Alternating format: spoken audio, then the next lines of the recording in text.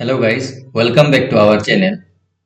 আজি আমি এইটো ভিডিও ডিসকাস কৰিম Assam University B.Ed Entrance Examination 2024 ৰ most important questions.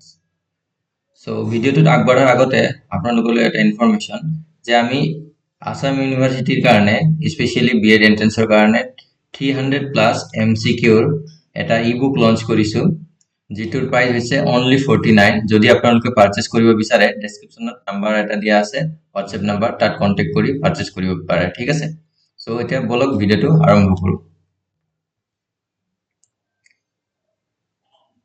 Which of the following best describes the nature of teaching option কিটা হৈছে option A static option B dynamic option C rigid আৰু option D টো হৈছে unchanging So your correct answer to is option B অর্থাৎ dynamic ঠিক আছে So next question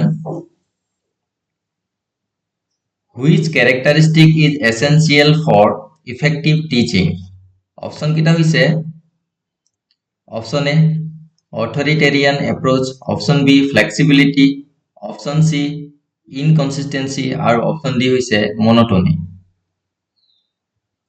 So your correct answer to is option B অর্থাৎ flexibility okay So next question Teaching is primarily considered A/N option A art option B science option C both art and science or option D is neither art nor science So your correct answer to is option C অর্থাৎ both art and science okay So next question Effective teaching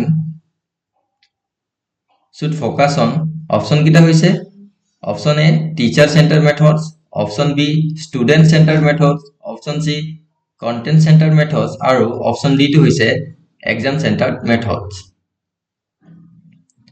so your correct answer টো হৈছে option B অৰ্থাৎ student centered methods okay so next question the process of teaching includes all the following except option A planning option B executing option C evaluating or option D to is memorizing so your correct answer to is option D অর্থাৎ memorizing it is exception okay so next question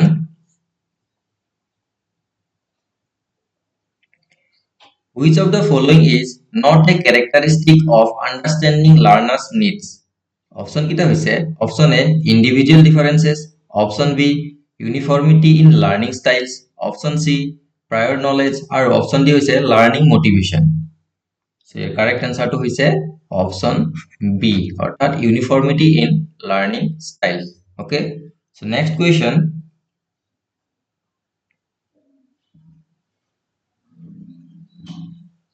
understanding learners needs involves option kita hoise option A ignoring background knowledge option B recognizing individual differences option C focusing only on the curriculum or option D hoise assuming all students learn the same way so your correct answer to is option B recognizing individual differences so next question which of the following strategies help in understanding learners needs option kita hoise option A lecture method option B observation and assessment option C dictation or option D to hoise standardized testing so your correct answer to hoise option B observation and assessment okay so next question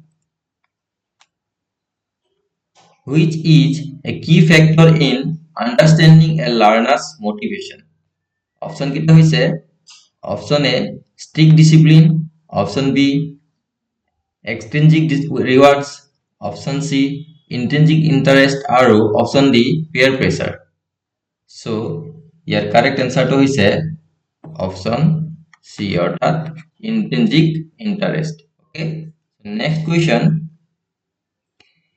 effective teachers adapt their teaching based on option kita hoise option A their personal preferences option B the needs of the individual students, option C, the strict curriculum guidelines, আৰু option D হৈছে the textbook requirements.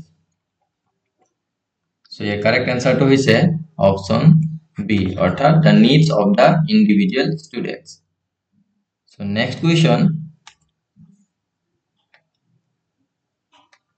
teaching and learning are option A, independent process, option B, interrelated processes, option C, opposing processes, আৰু option D হৈছে unconnected processes. Your correct answer to হৈছে option B, অর্থাৎ interrelated processes. Okay.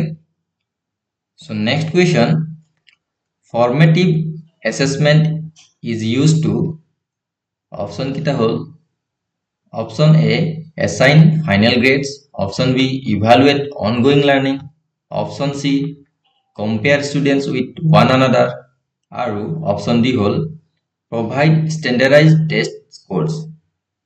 So your correct answer হৈছে option B, অর্থাৎ evaluate ongoing learning. Okay.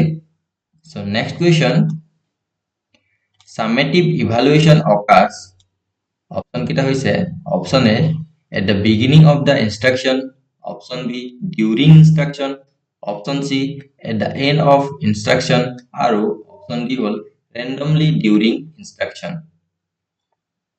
So your correct answer to হৈছে option C, অর্থাৎ at the end of instruction. Okay. So next question, which of the following best describes effective learning? Option kita hoise option A, memorization of facts, option B, ability to recall information, option C, application of knowledge, আৰু option D hol strict adherence to textbook. So your correct answer to hoise option C, অর্থাৎ application of knowledge. Okay. Next question, a good teaching method should be, option kita hol option A, teacher centered, option B, rigid and structured, option C, flexible and adaptive, আৰু option D hoise content heavy. So your correct answer to hoise option C, অর্থাৎ flexible and adaptive. Okay. So আপোনালোকলৈ আৰু এটা reminder দিছো যে আমি complete syllabus cover হোৱাকে Assam university BEd এন্ট্ৰেন্সৰ 300 প্লাস এমসিকিউ এটা ই-বুক বনাইছো যাৰ প্ৰাইস হৈছে only 49. যদি আপোনালোকে পাৰচেজ কৰিব বিচাৰে তেন্তে এইটো নম্বৰত কল কৰি বা হোৱাটসঅ্যাপ কৰিলে হ'ল। এইটো নম্বৰ হোৱাটসঅ্যাপ কৰি আপোনালোকে ই-বুকটো পাৰচেজ কৰিব পাৰে। ঠিক আছে, ডেসক্ৰিপচনত নম্বৰটো থাকিব। সো ভিডিওটো চোৱাৰ বাবে ধন্যবাদ। যদি ভিডিওটো ভাল লাগে তেন্তে লাইক কৰিব আৰু চেনেলটো যদি এতিয়ালৈকে সাবস্ক্ৰাইব কৰা নাই চেনেলটো সাবস্ক্ৰাইব কৰিব আৰু পাৰিলে ফ্ৰেণ্ডছৰ লগত শ্বেয়াৰ কৰিব। সো আপোনালোকক লগ পাম next ভিডিওত। Till then bye bye, জয় অসম।